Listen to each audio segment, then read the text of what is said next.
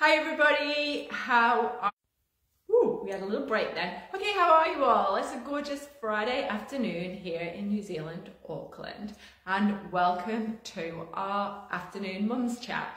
Twice a week, Wednesdays and Fridays at around this time, New Zealand daytime each week. I'm Lorraine, owner of pregnancyexercise.co.nz. I've been in the fitness industry for more than 25 years now, and most of those have concentrated on pre and postnatal health and wellness. Now, what are we going to talk about today? We are going to talk about hypertonic pelvic floor muscles.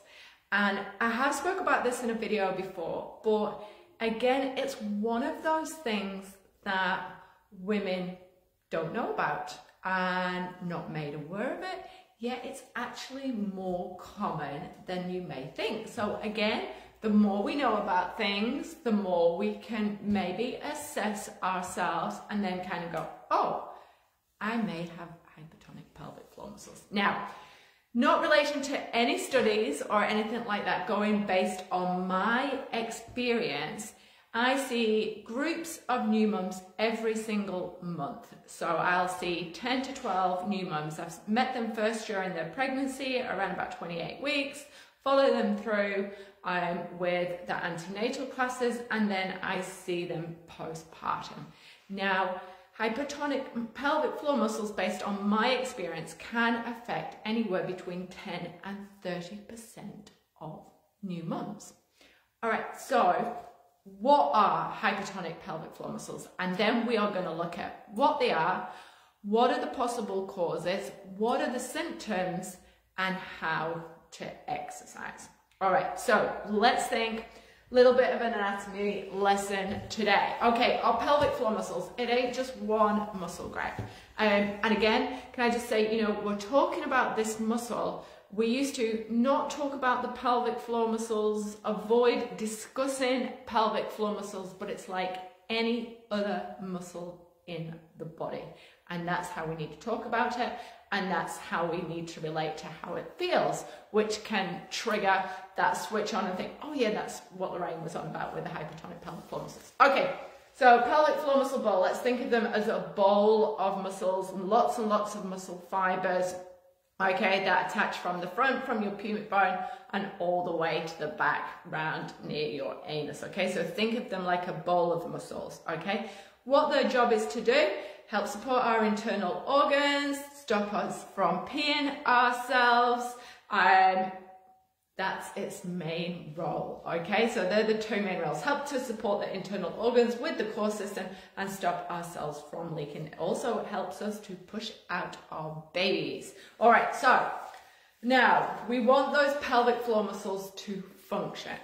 So in a normal muscle, okay, in pelvic floor muscles that are functioning, I'm going to write this down for you guys as well to get a good, better visual on it.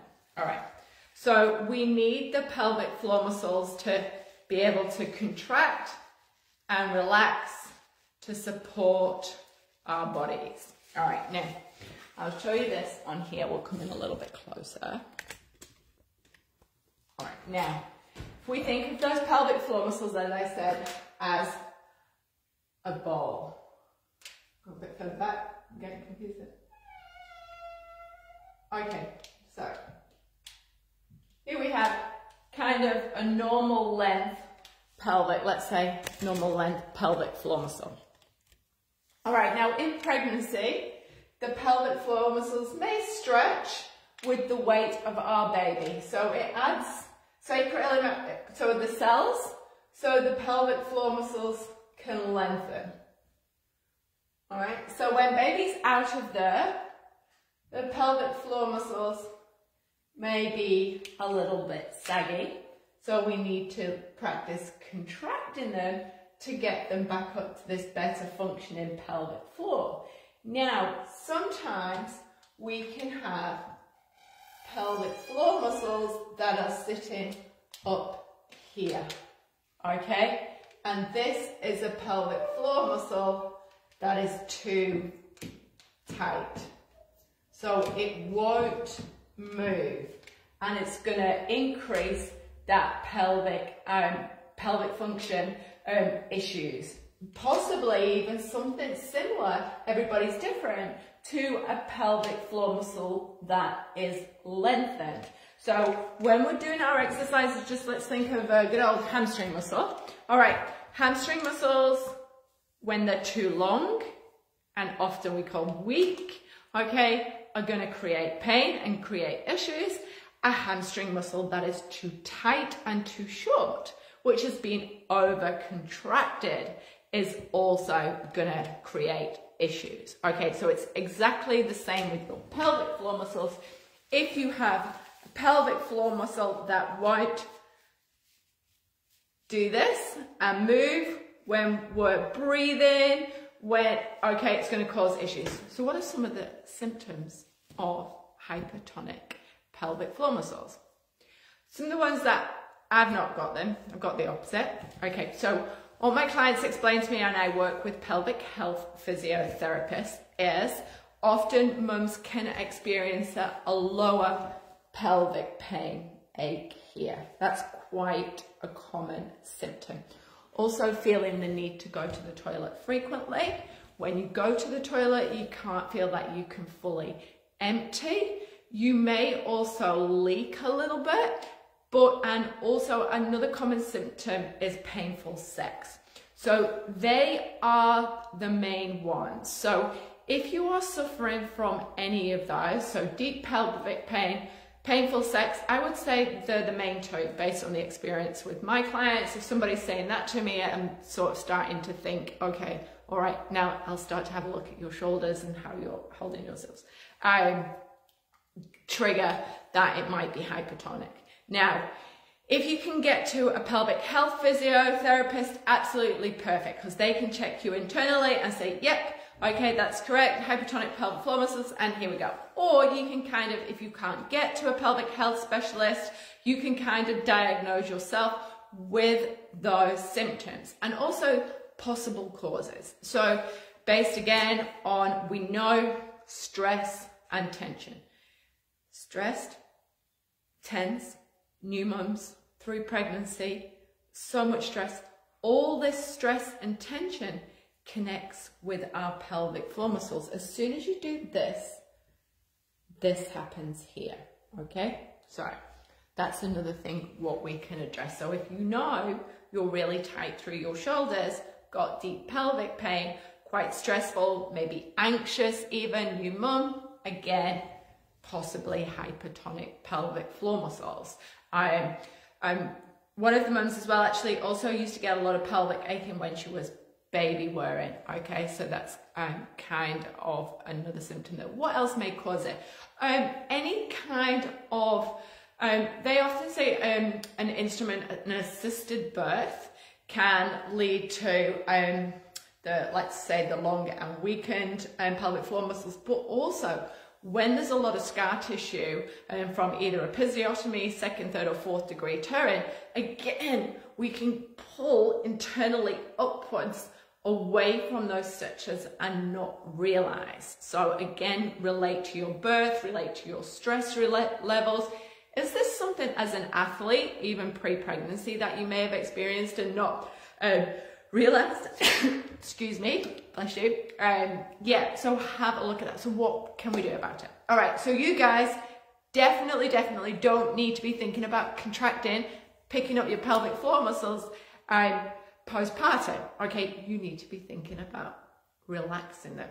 So I get the mums, and you can do this on the Birth to Fit Mum program because it's more specific. It's not generic, one size fits all. Everybody's got to contract the pelvic floor muscles post-birth, because remember, around about 10 to 30%, based on my experience, don't need to be contracting the pelvic floor muscles. They need to learn to relax them. Okay, so this is super important.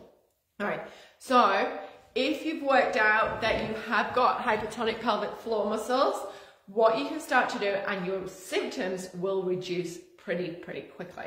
All right, so basic, sitting on an exercise ball, okay, in the kitchen. Okay, when you take, I want you to have a nice deep breath in, and then when you exhale, you're not kind of thinking about anything, and then on the next inhale, you're thinking, descend, relaxing your pelvic floor muscles. Relax. Stress release. Feel them start to descend. Often I get mums to think of the transverse on the exhale, release down, especially when they're exercising, because those pelvic floor muscles, they're automatic, they're going to switch on. So you don't think about them when you're exercising. We're just thinking of transverse, because most of the time we do need to increase that strength and function of the transverse abdominal muscles. Now also stretches, stretching the glutes can help. Child's pose stretch, relaxing over the ball, so I've got my legs straddled here, okay, and just nice,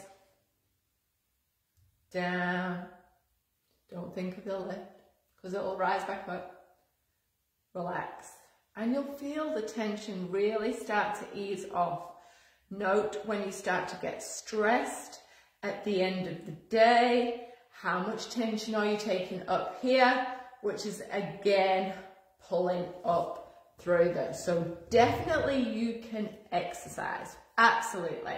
There's not much, you know, kind of out of bounds, okay? We just need to develop new recruitment patterns, okay? So teaching the pelvic floor muscles to relax and then thinking about the transverse. And then soon enough, it kind of starts to balance out with those. I like the deep squats based on with activation of the transverse abdominals. Again, not going too heavy, obviously too soon. We build up, we manage along the whole postpartum journey. So we put them together. So let me know if you have any questions about hypertonic pelvic floor muscles, individual to you. Place them down, please share with friends and family. Visit the website pregnancyexercise.co.nz. Use the coupon code for the whole of this month, postnatal 35, for a 35% discount off any of our programs.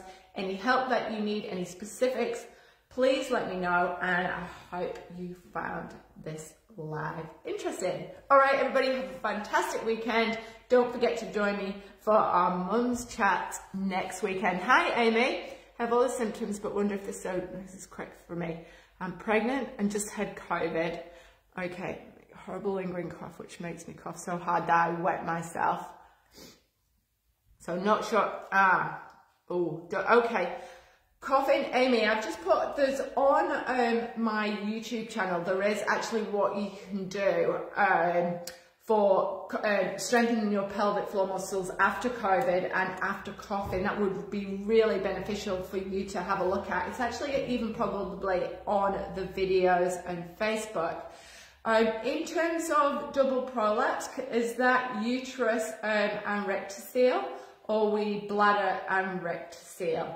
I would suggest that you need to actually do a full scoop, a back to front scoop. So it sounds like you do need to activate your pelvic floor muscles, and I would start to do that so that you can cough and laugh without leaking through your pregnancy. So think when you're exhaling, connect from the back and connect to the front. So we think stop a fart, pick up a raisin on the exhale, and then let it down.